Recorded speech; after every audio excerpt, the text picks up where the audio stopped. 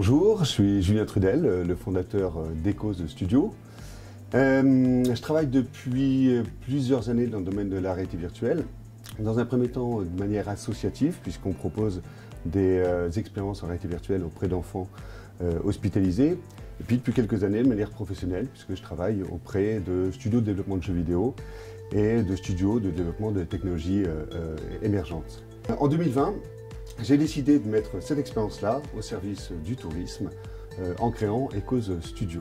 Ecos Studio permet aux professionnels du tourisme de proposer des balades immersives en réalité virtuelle, mettant en avant le patrimoine, les sites touristiques et l'histoire locale.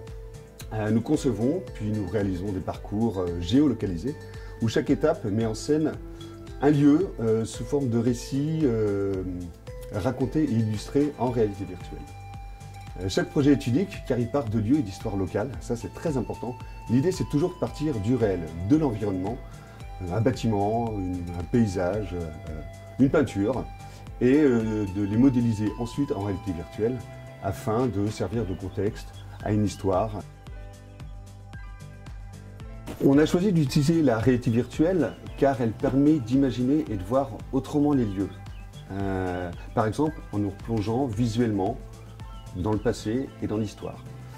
La réalité virtuelle, elle permet également d'immerger totalement le spectateur, de créer une relation de proximité avec l'histoire qu'on lui raconte. Cette technologie, c'est juste un moyen, c'est juste un outil très immersif pour raconter des histoires. Nous pensons avant tout le parcours comme un spectacle, comme un conte. Et c'est pour ça que la direction artistique, la scénographie est vraiment au cœur de notre modèle et de notre projet, et que la réalité virtuelle ne prend pas le pas sur le patrimoine et le lieu. Alors aujourd'hui, nous cherchons à travailler avec des professionnels du tourisme qui souhaitent d'une part proposer à leurs visiteurs une nouvelle façon de parler de leur territoire en les immergeant dans une histoire, un lieu, et d'autre part de proposer une attraction unique, résolument innovante. Et puis, à la veille de la réouverture des sites touristiques, enfin on croise les doigts, c'est permettre aussi de proposer, d'offrir une raison supplémentaire pour venir visiter ou revisiter des lieux du patrimoine français.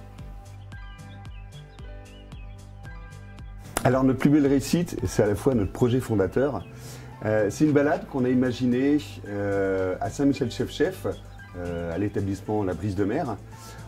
On met en scène, sous forme de conte, l'histoire d'un vieux pêcheur qui pêche une sardine magique, avec qui il peut faire tous les vœux qu'il souhaite.